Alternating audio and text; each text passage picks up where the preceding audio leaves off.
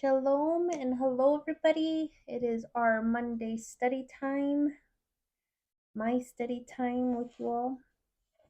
I hope your guys' week is going great and, great, blessed, joyous. But let's get into it.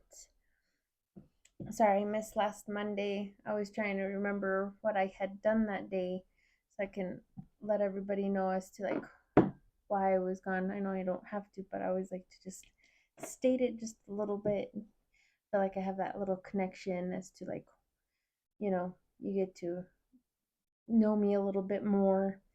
But yeah, I'm just one that just likes to share. And I think it was that day my husband, he took me out and we went shopping. So I didn't come back in time, I don't think. I think that's what it was. I'm not totally positive, but anyways, we're back on it. We're back to studying, so let's get into it. Abba Yahweh, we come before your presence, giving you thanks for today, Father, for giving us a great night's rest and being with us in the morning, showing us that you have blessed us with another day of life and you have carried us through it. So we thank you, Father, for the things that we can see and we can come to you and praise you on. May we never be voiceless upon what can be said, that we can recognize right away. I know sometimes we can, get weighed down and then start to wonder, where is your presence? We tend to wonder, where is your voice? And a lot of times when we're going through a lot of hardship or exhaustion, sometimes we don't make our way to your word, so that way we can have more of a blessing to see you in our day.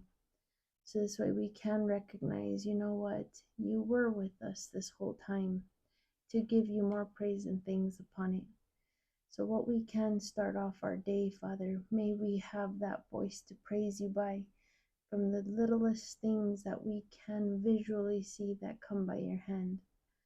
The restful night, a breath of life given to start our day. Those things, Father, may we never take for granted, that you have loved us in giving us exactly that by you.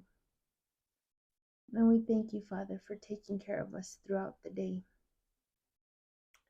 Be with us as we read today.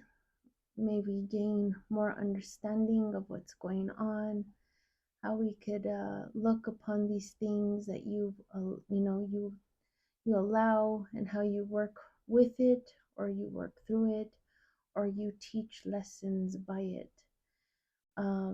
showing us, kind of like, in a sense, the trial and errors of those that first got to hear from you without having the laws, written down for them to always have and be mindful of, and not to err in front of your presence.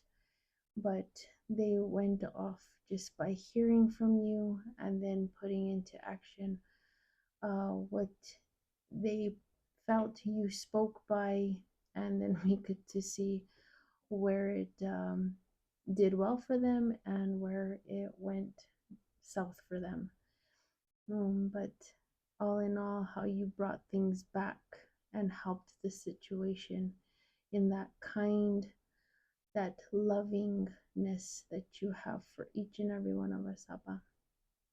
So I just thank you, Father, and I lift up my mind and my heart before you. In Yeshua's name, amen. Okay, so I'll put the 1 hour.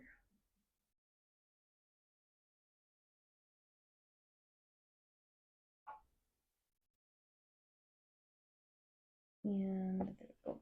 Okay, so last we read was chapter 35. Sorry, excuse me. And so let's go back 2 chapters and see what we can recap before we keep going with chapter 36, which is just descendants. We're going to be reading about descendants, so we should be able to like go through that pretty fast. I mean, not super fast because reading the names and their the I don't know how they would have been pronounced, so it's a little bit of a challenge, but it's gonna be fast considering that there's not like a story within it to like really think upon, what can we say upon this, or or view it from there. It's just knowing children and who we're talking on. But by chapter 34, we got to see the situation that happened with Dinah, and what ended up happening with the people of that land, and how they came under Jacob's, you know, um, governing. They ended up coming because they now were captive. And then we see where Jacob does return to Bethel, and where his name did change as well to Israel. And then the death of Rachel. Okay, that was in chapter 35. We're back in chapter 35.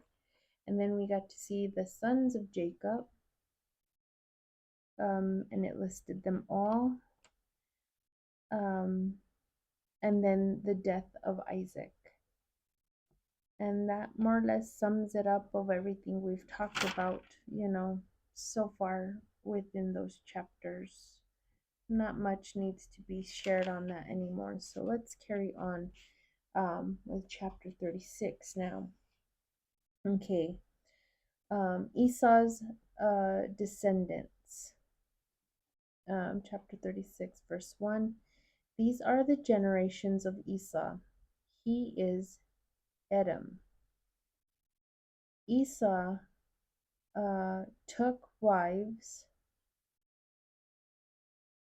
for himself from the daughters of the Canaanites, Adah, daughter of Elon the Hittite, and Aholibama, daughter of Anah, the son of Zibeon the Hivite, and Basemath, daughter of Ishmael, sister of Nebaioth. Okay, and if we can recall, these were the daughters that Rebecca, was it Rebecca? Or was it Rachel? And Jacob did not want Esau to have. Give me 1 second. I'm having a memory block here. No, it would be Isaac. Isaac and Rebecca did not want daughters from these places to be with their boys. That's why they sent Jacob away. So, and remember, he was upset with his parents and wanted to show a form of rebellion, in his own way of retaliation for what had happened, and went after the ones that they disapproved of. Okay, and we got to see that he did marry 3 of them. Okay, verse 4. Adah bore Esau Eliphaz, and Basemath bore Reuel, and Oholibama, Oholibama bore Jeush, and Jalam, and Korah. These are the sons of Esau, who were born to him in the land of Canaan. Esau took his wives and sons and daughters and all the slaves. And last time, I think we got into chapter 36 a little bit, and I already had explained that the little letter B was next to the word slaves, and it just meant bodies. So Esau took his wives and sons and daughters and all the bodies, so everybody of his house, and all the things that he possessed, and the livestock, and everything that he had acquired, and everything that he procured in the land of Canaan. And he went out of the land of Canaan from the presence of Jacob his brother, for their possessions were too many to live together, and the surrounding land was not able to bear them from the multitude of their possessions. Okay, and of course, I did explain the letter C at that one point, and it just means the land of their sojourning. Okay. Esau lived on the mountain of Seir. Esau, he is Edom, or Edom. Okay, so now we see that their stuff just got too big, and now he's taking off, and now Jacob has taken over Canaan, like Father said he would come back and do. And we got to see kind of like that same example of the separation thing happen with Lot and Abraham a long time ago, a long while back, where their possessions were just too great to dwell together. Okay.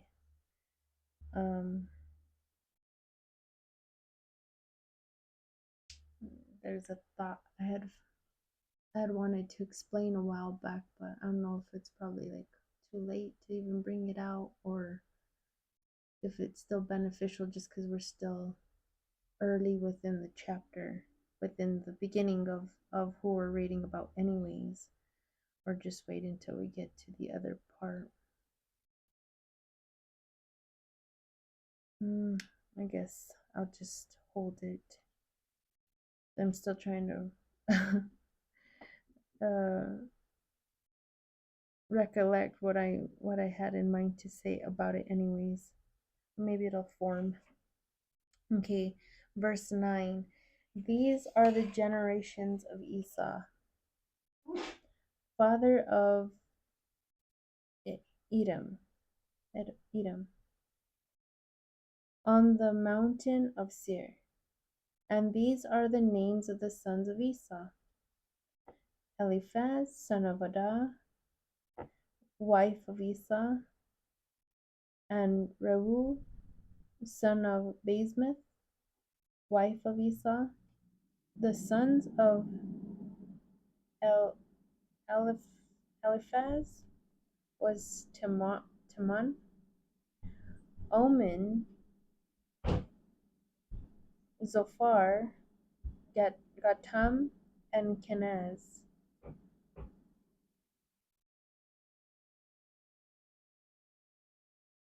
So we could say she bore many, or who's this? Eliphaz. Oh, Eliphaz. That's his son. These are his children from Adah. Verse 12. Timnah was a concubine of Eliphaz, the son of Esau, and she bore Amalek to Eliphaz. Amalek. These are the sons of Adah, wife of Esau. Okay, so her sons and her grandchildren. These are the sons of Ra'u, Nahath. Okay, and now Ra'u is the son of Basemath, okay? The other wife of Esau. Okay, these are the sons of Ra'u, Nahath, Zerah, Shema, and Mizah. These were the sons of Basemath, wife of Esau. These are the sons of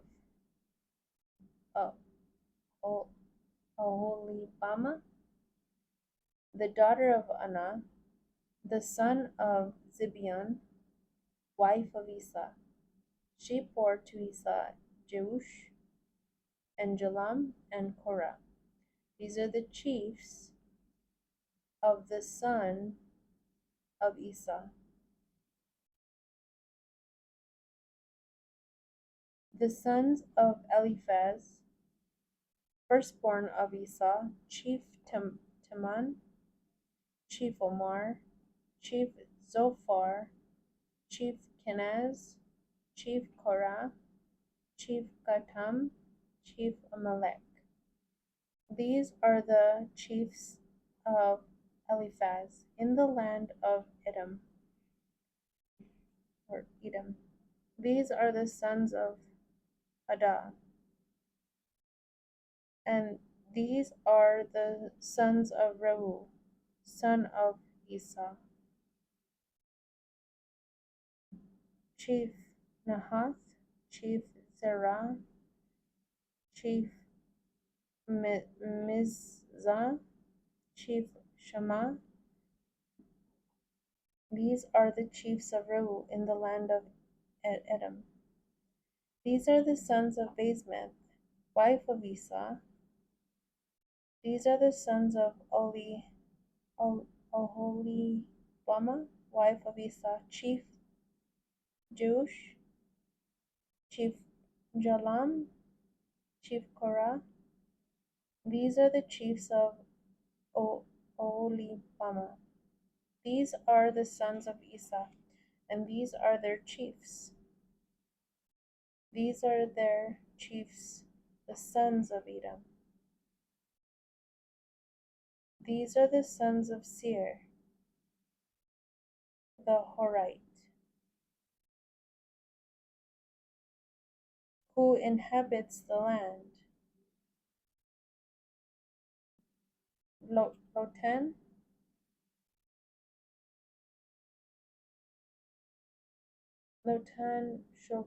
Shobal, Zibeon, Anah,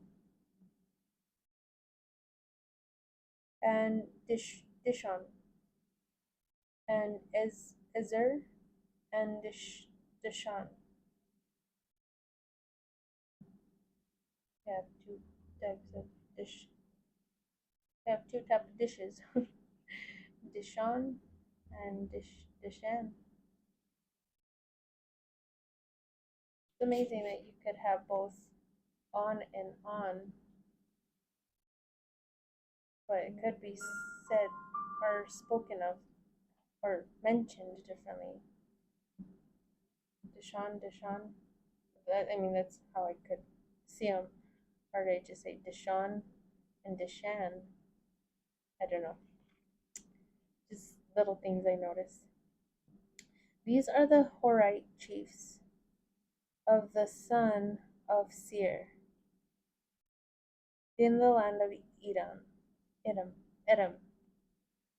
The sons of Lotan were Hori, and Himan. The sister of Lotan is Timnah. Okay, so Timnah, we could see was the concubine of Esau. No, she's the concubine of Eliphaz, the son of Esau. Okay. This is where it gets a little bit challenging for me. Descendants and who belongs to who and what, and I guess this is like in recognition, like a, I don't know what, like an army or something. Because we'll see the same kind of example coming in when we get to, if I'm not mistaken, it's in Numbers, um, who who were like the tribes' names, and then who were the chiefs, the children of those tribal names. Okay, so like Reuben, Dan, and all them, and they're the one that it comes under them, their chief child, the the oldest child, you know. So we'll get to that example when it comes down to um, the Jacob's children, of Israel's children.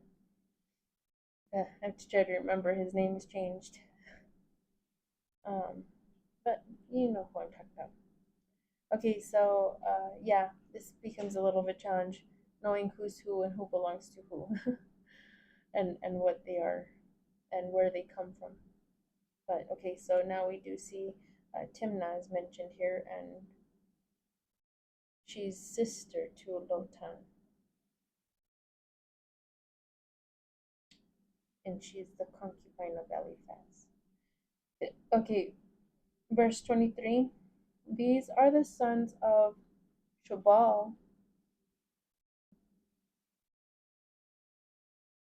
uh, Al, Alvin,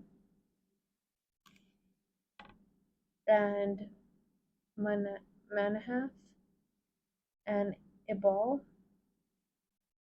Shifu, and On, Onem, Onem. And these are the sons of Zibeon, um, Ayah, and Anna, and Anna, or Anna.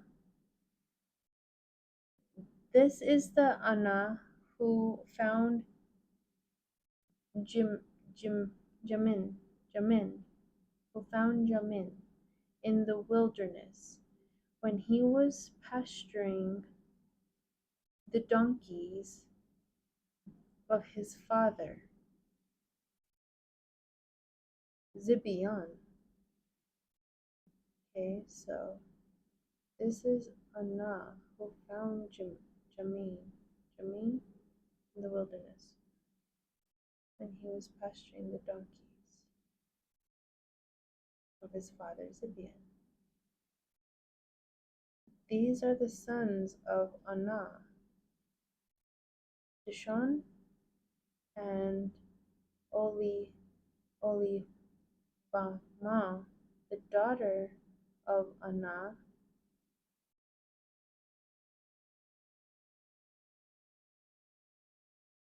These are the sons of Dishon, Himdan, and Ishban, and Ithran, and Haran. These are the sons of Ezer, Balaam, and Zukam, and Jukam, and Achan. Achan. These are the sons of Rishon, Uz, and Aram.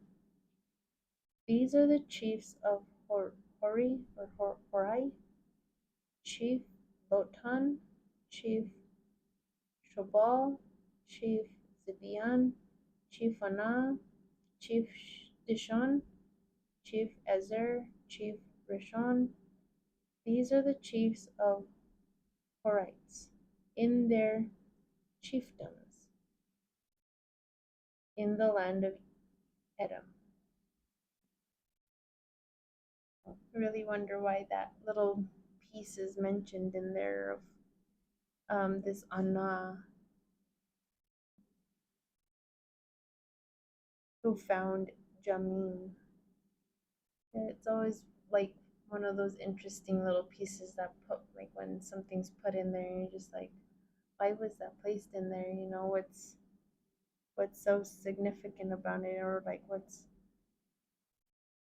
is there a purpose at all, or like just trying to like if you could go back in time, like what was this like, and who are these people, and why why are they mentioned? There's something about this Jamin, I guess.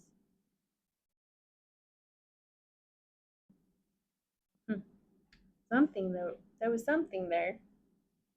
Okay, verse 31. And these are the kings who reigned in Edom. Edom. Edom. Okay. So they're all kings and they reigned as chiefs. Okay, before a king ruled in Jerusalem. Okay, so and these are the kings who reigned in Edom before a king ruled in Jerusalem. So here we have like this kingdom kind of mindset, you know, this kingdom, you know, how I guess kingdoms came to reign, and it was by these people that we can see that are mentioned. It could be why Father, there's a part where Father was like, how does it state it? He didn't want people to be like, he didn't want his people to be like other nations. And then later on, they requested for a king like the other nations. I don't know. I'm wondering if that's where all that connection is where they see all, or how they saw all this. Father was their king already. We'll get to that. We'll get to where what I'm talking on, but it's just coming to me if that's what it is. That this is where they got to see all these this king this kingdom understanding. Anyways, okay. So it says before a king ruled in Jerusalem. Verse 32, and Balak, the son of Beor, reigned in Edom. Edom. Is it Edom or Edom? Edom. Okay, Edom. Um, and the name of his city is Dinhaba. Dinab, Din, Dinhaba. Um, but Balak died, and Jobab, the son of Zerah from Bozrah, reigned in his place.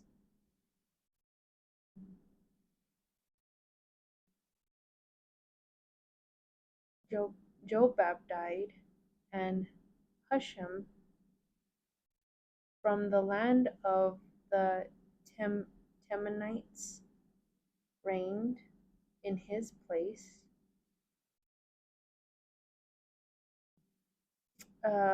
Husham died, and Hadad, the son of Bered, the one who put an end to Midian in the plain of Moab, reigned in his place. And the name of his city is Avith. Hadad died, and Samlah from Masrekah reigned in his place. Samlah died, and Shaul from Rehoboth which is beside the river, reigned in his place. Shaul died, and Baal Hanan, the son of Akbar, reigned in his place. Baal Hanan, the son of Akbar, died, and Arad, the son of Bered, reigned in his place, and the name of his city is Peor. The name of his wife is Mehetabel,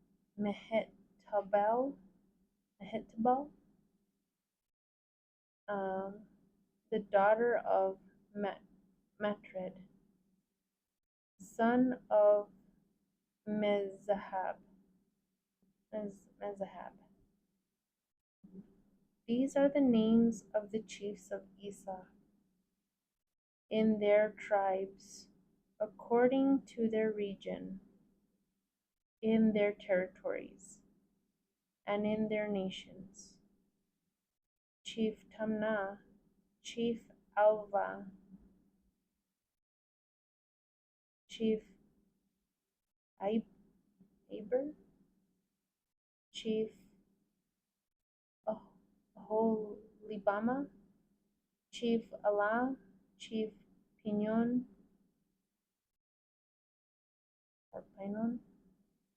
Chief Kenaz, Chief Teman, Chief Mibzar, Chief Magdal, Chief Zaphoim. These are the chiefs of Edom, in the places built in the land of their property. This is Esau, the father of Edom. Okay, so now we see who belonged to Esau and places that you would have probably seen in the map of where each one's territory was at and where they lived and, reigned over.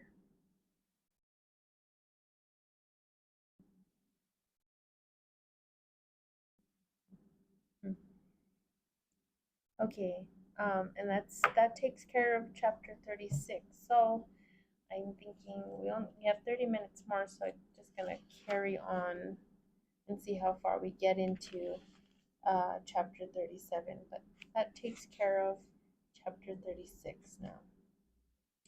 Okay, chapter 37, for some titles to get us going for what we should kind of see within it, is Joseph the Dreamer. That's a title in it.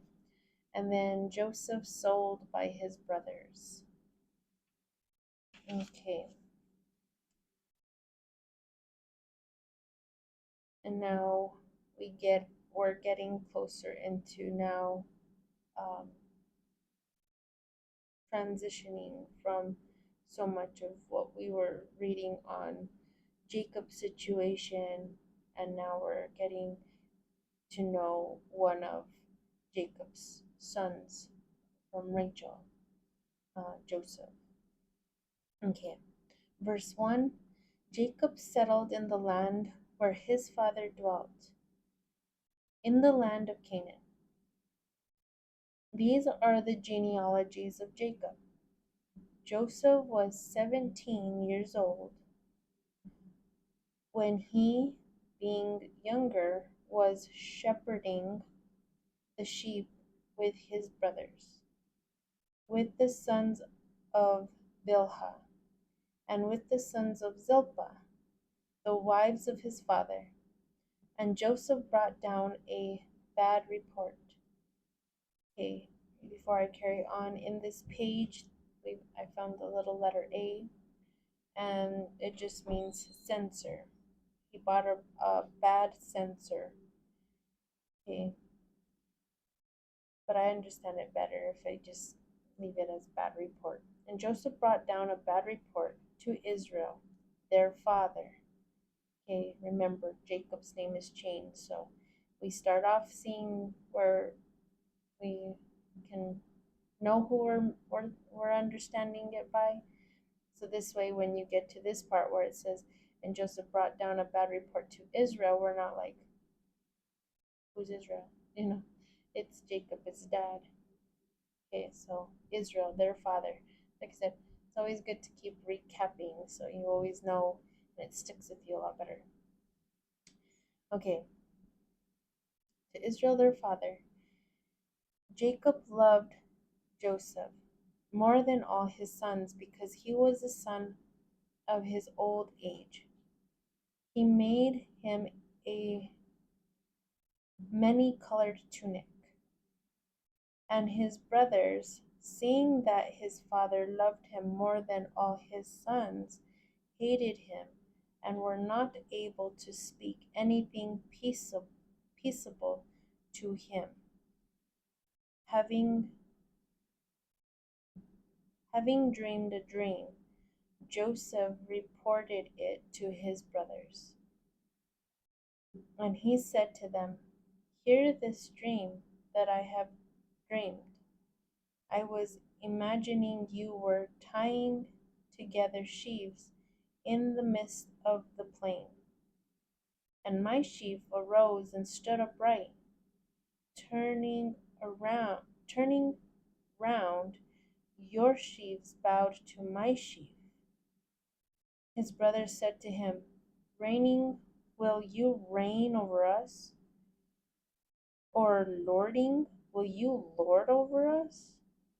And they proceeded to hate him further on account of his dreams and on account of his words. So we could see, like I said, family feuds, things that what you go through in your family situation. And we got to see ever since the start, between Adam and Eve, you know, the little small, I guess we could look at it, what could have brought possibly, I don't know, um, pain or maybe a blaming. I mean, the way when father said, "Who told you you're naked?" In a sense, and right away the blame game came in, and Adam's like, "Well, she caused me to fall," and then she blamed it on the animal. "Well, he caused me to fall." And you could just end up seeing possibly what could have what could have been held in bitterness for some time once left, for the bad choice that Eve had brought to her husband. So who knows how that turned out if Adam fully got to a place of forgiveness, in the sense that, well, she did it first, yeah, but I could have stopped it myself, you know, or was he just like, because she made him, or he felt she made him, something to that. So ever since that starting point, and then you see where it just escalates, and a lot of family issues. You have um, their sons, Cain and Abel. Cain took down his brother, So just you just see where things happen. And here we see another favoritism kind of display happening. It's kind of like what we saw from Esau and Jacob, having their parents favor each one. She was for Jacob, and Isaac was for Esau. And then now we see where Jacob was in favor of Joseph, and the children can see this, you know. That's why it was nice when I finally started getting into reading the Word and seeing the issues that I had, and reflecting to my own raising with, being raised by my mom and dad. I never felt favoritism, and I always looked at, like, how did my brother and my sister felt. I can't answer for them, but I could, me, from my own observation, I always felt like there was not a favoritism. Like I said, you would have to ask them to fully know how they felt, but I always felt like they were good. And but when I was reading this, I always wanted to make sure me and my husband did not ever show that, because then look at what happens. So we try to make it as fair as possible, but don't get me wrong, it's not about, like, if one, you can see one is a little bit more, uh, the testier one. We say the second one is kind of like that. Um, it's always stated, so I guess it must be by statistics. I don't know how it always ruled that way, but I mean, I've always heard my mom say which one was more of the testy one. Not to say that I didn't have given her my challenges, but seeing from my own home, my second one did bring a little bit more of a, I kind of like, what did he just do? And don't reward that, of course, but eventually you do have to rise past that and get to a place of redirecting them right and showing them love all over again as um, as equal to the rest, hoping that he finally sees that he got good graces and something like that. Those things that went through my mind still go through my mind because I'm still raising them, but that's how it started off for me when I started reading the Word, reflecting on my growing up, and then how my husband and I have tried our best to do things as, what Father would have us do. So we don't see situations like this happening between siblings, but it makes sense for what they're feeling. If it's really well seen, Jacob did get a multicolored tunic, the rest did not. But at the same time, I know a lot of it does reflect to our Messiah. A lot of these stories that we understand by and what they went through, he went, he's known, or he's seen towards that kind of situation, but it's not due to the child, and I'm not trying to put nothing on Father by that, since things do reflect Father in him, but there is this understanding of why Father Yahweh, uh, you know, he's his only begotten Son. He's the only one that came down here and then did what he did for us in our in our place. But yeah, just stories like this can help in your situation. Okay, going back to it.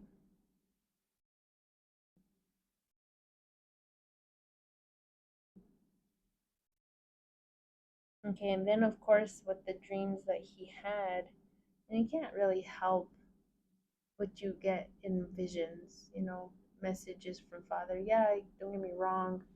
Sometimes things could have provoked an image, then you tend to wonder if it was a message from Father, but or was it something you saw, or what was the last thing you did see?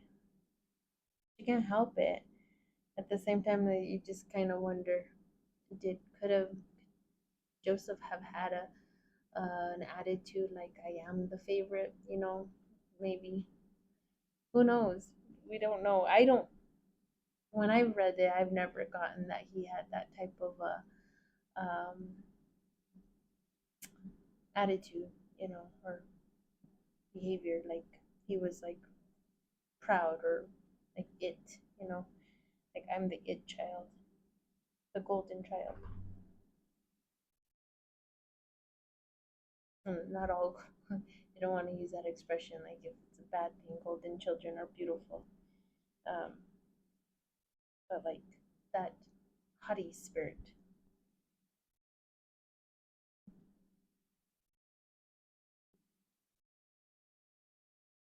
Okay, so we could see what was reflecting on all his brothers' emotions, you know, seeing what they were seeing by their dad, and then what he would come to share, you know, just sharing with them. Verse 9. He saw another he saw another dream, and he described it to his father and his brothers, and he said, "Look, I dreamed another dream, and though the sun and the moon and 11 stars were bowing to me, oh, as though the sun and the moon and 11 stars were bowing to me." And his father rebuked him and said, "What is this dream which you have dreamed? Really? Then will I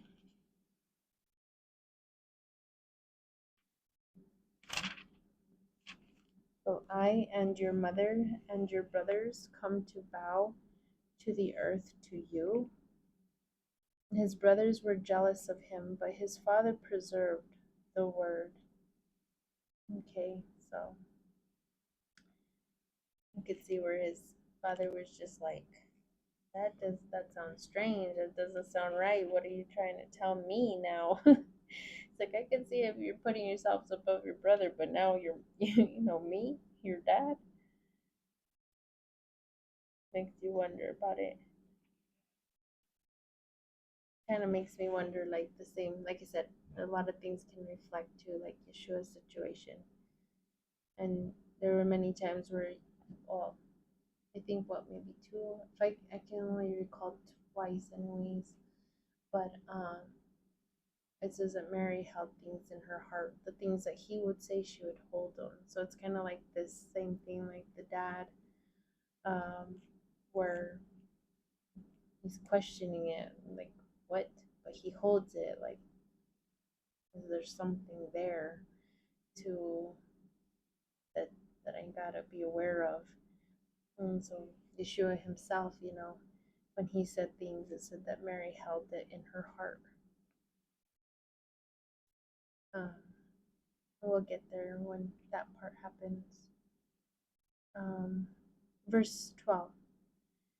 Okay, his brothers went to feed the sheep of their father at Shechem. And Israel said to Joseph, "Are your brothers not herding in Shechem? Come, I will send you to them."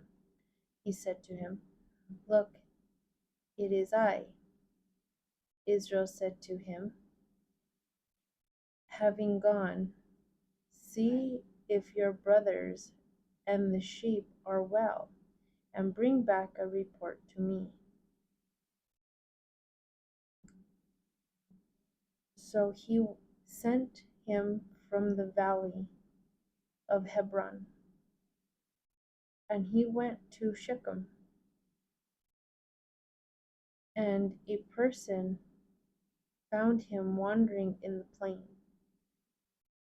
And the person asked him, saying, "What are you seeking?" He said, "I am seeking my brothers. Tell me where they are grazing." The person said to him, "They left in that direction, for I heard them saying, 'Let us go toward Dothan. Dothan.'" So Joseph went after his brothers and found them toward Dothan. And they caught sight of him from afar. Behold, before he came near to them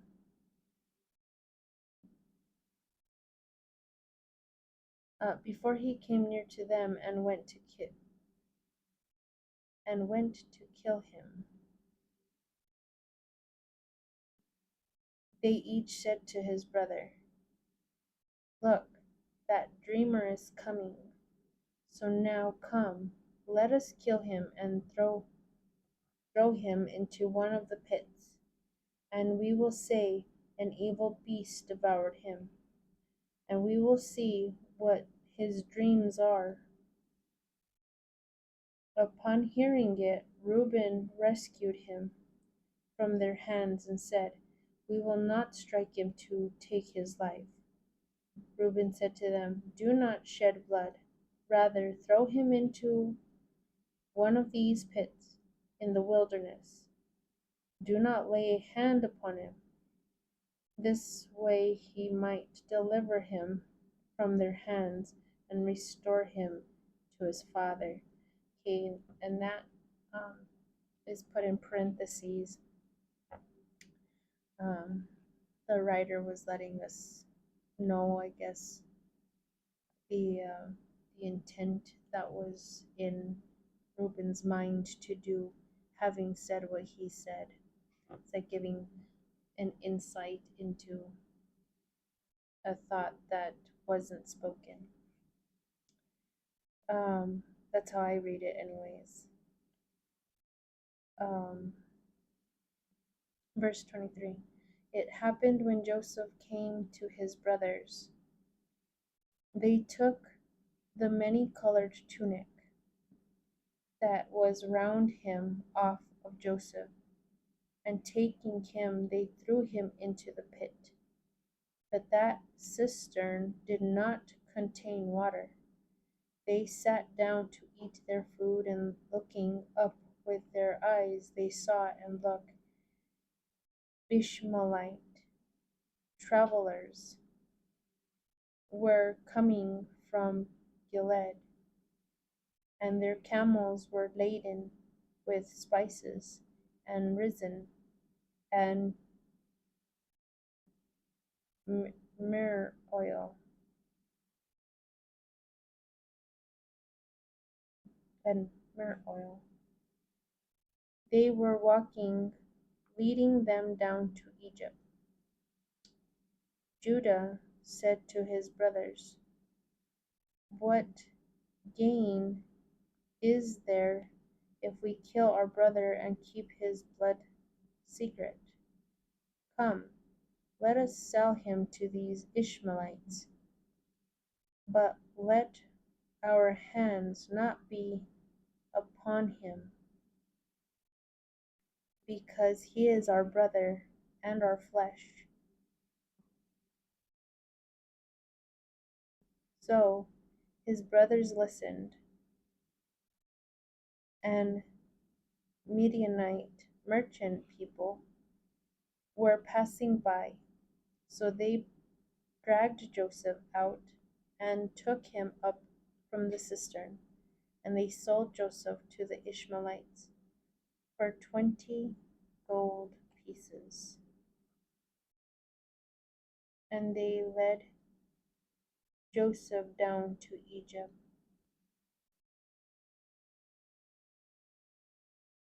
Reuben returned to the cistern and did not see Joseph in the cistern, and he tore his garments. And he returned to his brothers and said, the young man is not there, and as for me, what shall I do now?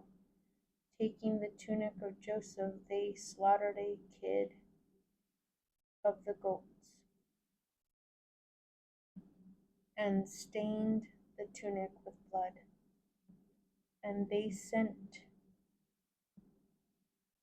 off the many-colored tunic, and they brought it in to their father, and said, we found this.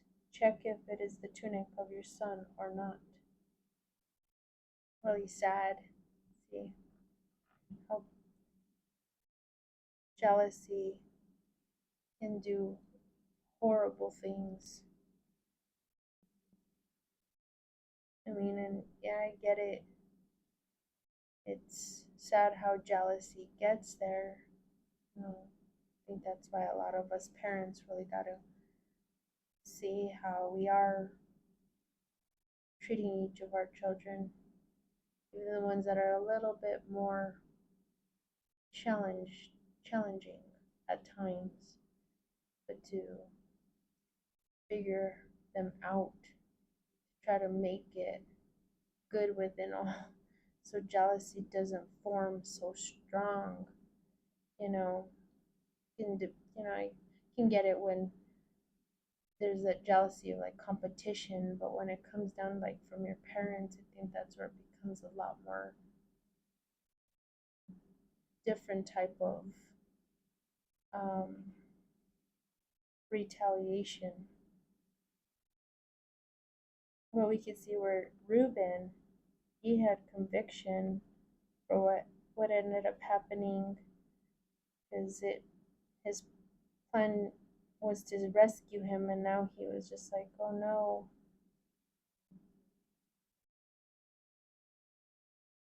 he didn't want to go down with the rest.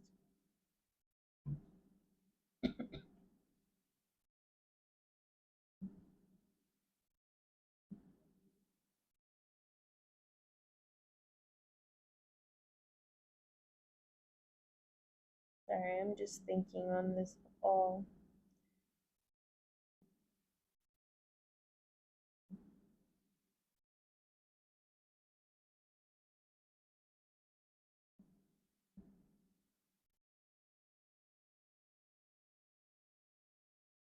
Yeah, really sad. Okay,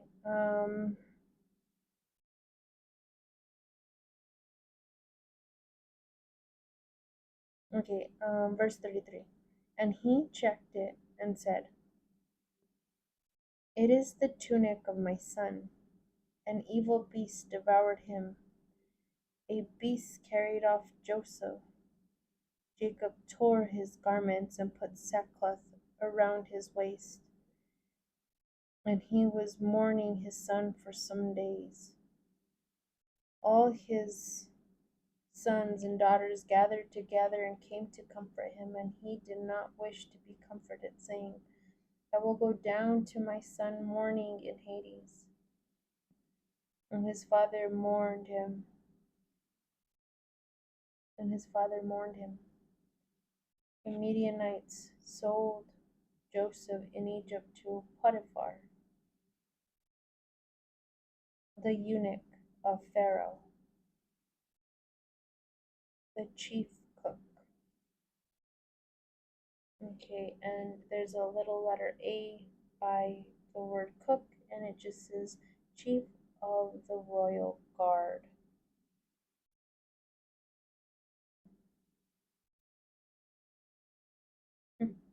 The eunuch of Pharaoh, the chief of the royal guard, the chief cook.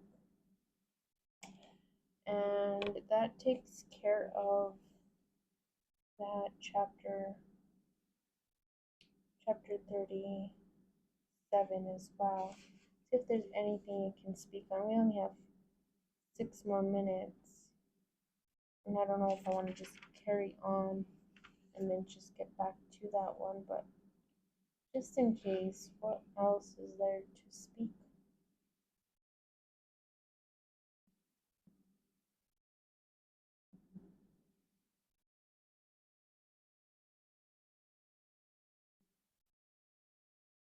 Ever since I was a child, Joseph was like my favorite story until I don't know what age, I really um,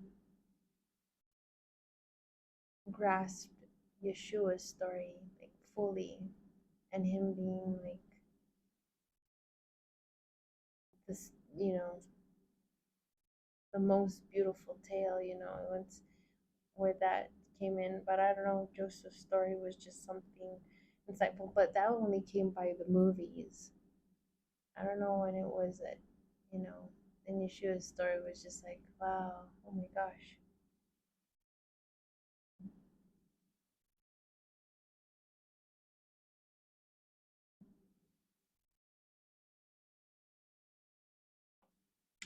It makes me really wonder what the boys must have felt at the end of that, You really think about going and telling this one big lie and lying to your father and seeing the pain that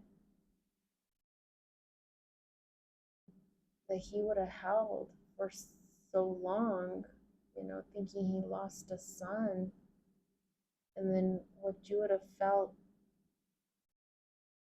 conviction wise, things that would have been playing in your head, like the regrets at the end, knowing that you sold him, wondering what he's doing, what he's come to doing wherever they took him.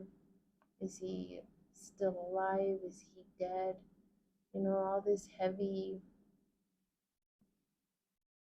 regret within your spirit just makes you wonder, what did the boys feel after it all was said and done? No turning back now.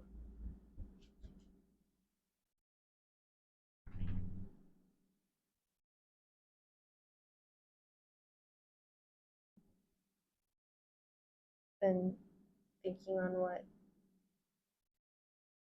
Jacob must have felt, having sent him. It's kind of like those same stories that I've heard before when those have lost a loved one and they start to meditate on, if I would not have told them to go, you know, they have this like regret, like because something happened to their loved one on the account of them doing a favor for their request. Go to this, can you go to the store for me? And something just took place, and then you're thinking, if I wouldn't have sent them, you know, stuff like that would have been, I feel like, one and the same to what that would have probably been like for Jacob, having told him, go check up on your brothers and bring me a report. And possibly even knowing that, wondering how he felt towards them even after that. Knowing that, okay, we just read at the start of it where Joseph could be looked at as like a snitch, and sadly his stitches turned into, it's that expression, snitches get stitches. And who knows if when they threw him in that thing that he got cut up, that cistern or whatever, that pit, but his stitches turned into him being sold. But he was just obeying, what his dad told him to do is just to come and let him know how his brothers were doing.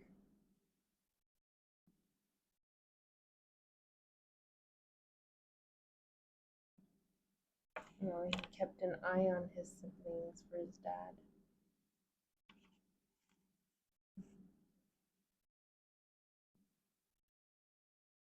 And possibly that could have been another thing affecting even Jacob's mind, just knowing his sons had an issue with him.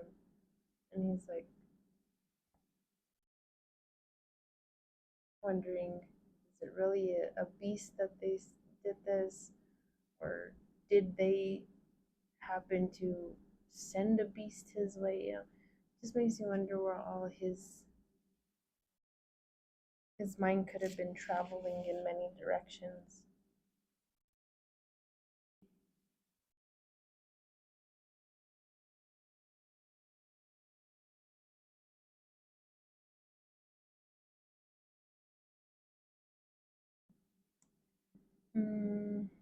There's not much I can say anymore. Now we're just seconds out, so we're already done.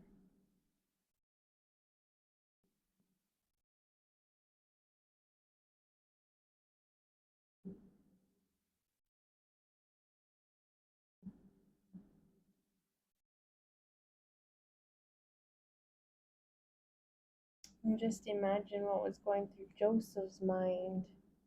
Goodness. And that's time. We are done.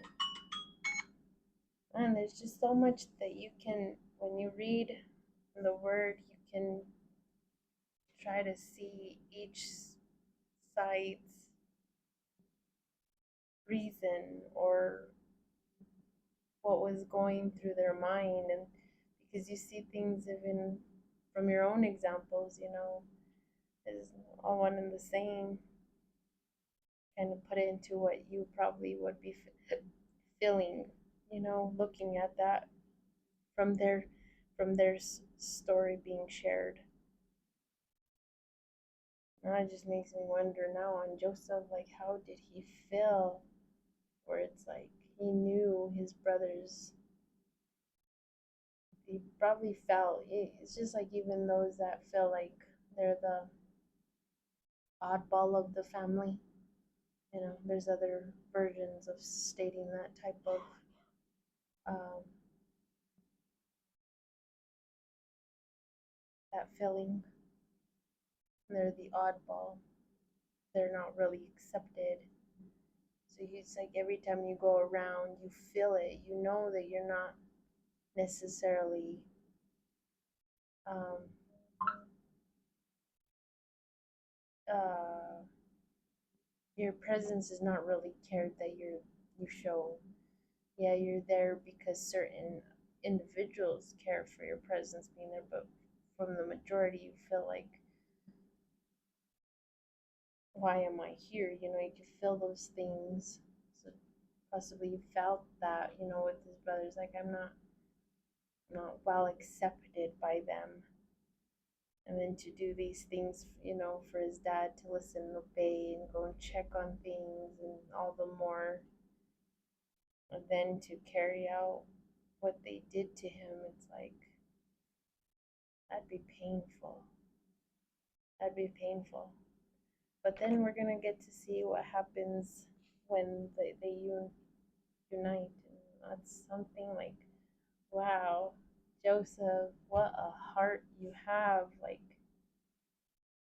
And that's where it's at. That's what Father wants us to see. It's these points, these things that we can glean and understand, and to do the right thing better by it, learn from these examples so this way you don't have the same type of outcomes in your homes.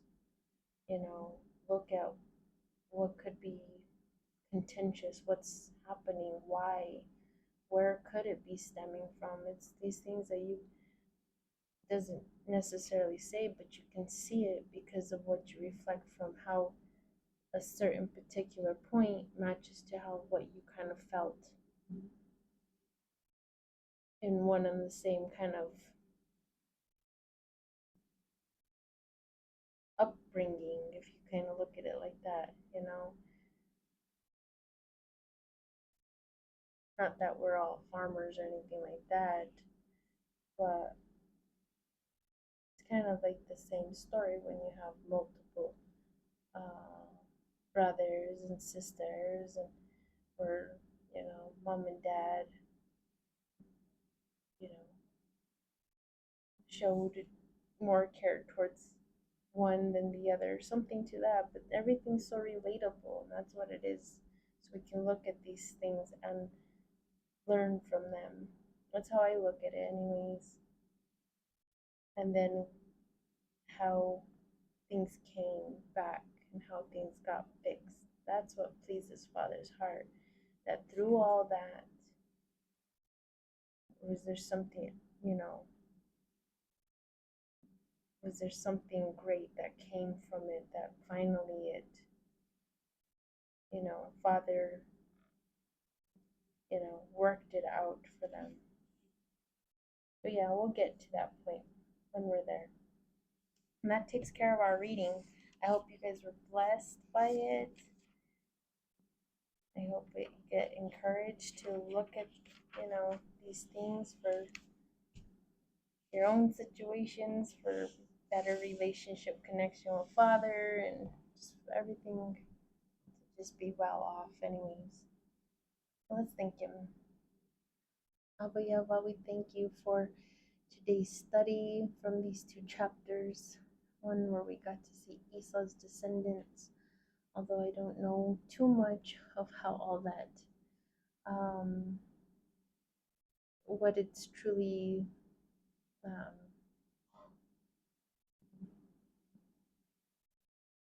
I don't know, like to understand it fully. you know, I wasn't there. There's not many maps to point to all these locations and who is who and who had the same names or if the names got carried over. And there's just so much when it comes down to learning more about names and stuff like that. But from the other things that I do enjoy, and that is when it comes down to knowing the stories to those names, the individuals you pull for us to pull to our attention, the ones that you stayed on point with and reflected on them for us to gain what, the understandings you would have us to know for better life choices in front of you so that we're always good within your presence. And I always go back to what you stated to Abraham, that as long as he is doing good in your presence, that all things would go well with him. And so I just thank you, Father, for what we saw and read today. Um, may we always examine, you know, how things could go better in our homes. Hopefully, that there is, uh, you know, nothing like those situations uh, being presented, but if they are, that we can reflect to ourselves and see if we are the cause of it, and to help it along, use these things um, to help situations out. So we have better love for one another inside our homes. So I just thank you, Father, that we have these stories to look to and to see that, what, we're no different from one another. We all face these same challenges, but we have these examples so that way we can work better at our, you know, our situation, our choices by them. And so I thank you, Abba, in Yeshua's name. I pray, Amen. All right, everybody, that takes care of our Monday study. I pray you all do great the rest of the week. Give Father some time, praise Him, do the things that bring Him a smile. Think on Him, meditate on Him. He's always there. He's always watching, and He's the one that will make our day go great.